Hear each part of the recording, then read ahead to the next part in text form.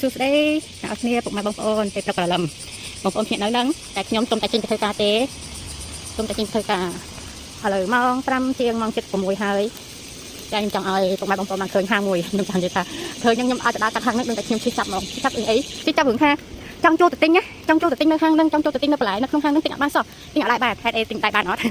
ព្រោះអសតែហាងហ្នឹងខ្ញុំឃើញបើចាប់ដើមបើកលក់ម៉ោង9ប៉ុន្តែពួកគាត់ចាប់ដើមបើកតូបរៀបចំតូបនៅម៉ោង5ឃើញនេះហាងលក់បន្លែប៉ុន្តែហាងនេះហាងលក់បន្លែបែបគ្រួសារអញ្ចឹងប៉ុន្តែបន្លែពួកគាត់ថោកមែនតើបន្លែថោកហ្នឹងថោកអីថាថោកប៉ុន្តែខ្ញុំចូលទិញអត់បានពួកអីមកស្មានមកខ្ញុំចេញធ្វើការបើយើងចង់ទិញអាការលើកដំបងនៅពេលដំបងខ្ញុំអត់ដឹងខ្ញុំក៏ឃើញគាត់បើកទិញស្មានតែគាត់ចាប់បើកលក់ហើយខ្ញុំក៏ចូលទៅដល់ទាញកត្រកទាញអីរៀបចំបន្លែយកអីចឹងណាក៏ដាក់ចូលកត្រកចឹងទៅដល់ពេលអាចគាត់គិតលុយគាត់ថាគាត់អត់បានលក់ទេហើយបន្លែថោកហ្នឹងឃើញហ៎ក្រត់មួយថងអីតែ58អេនក៏ខ្ទឹមប្រាំងអីមួយថង100អេនណាថោកមែនតើប៉ុន្តែចូលទិញមិនបានក៏ឃើញដល់កាត់រាល់ថ្ងៃគឺឈឺចាប់មិនថាខ្ញុំធ្វើការវេនយប់មិនថាខ្ញុំធ្វើការវេនថ្ងៃគឺដូចគ្នា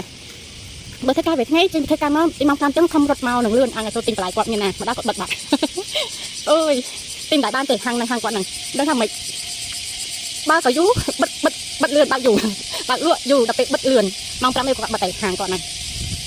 ហើយបើថ្ងៃសៅរ៍ថ្ងៃទឹកដឹងថាលំលក់ខ្ញុំអត់ដឹងទេពួកអីខ្ញុំធ្វើការថ្ងៃខ្ញុំធ្វើការថ្ងៃច័ន្ទថ្ងៃសុក្រចឹងណាហើយណាមួយឲ្យខ្ញុំជិះរថភ្លើងចឹងទៅខ្ញុំទៅធ្វើការខ្ញុំមកបានតែមកធ្វើការទេចឹងថ្ងៃសៅរ៍ថ្ងៃទឹកខ្ញុំអត់បានមកទេ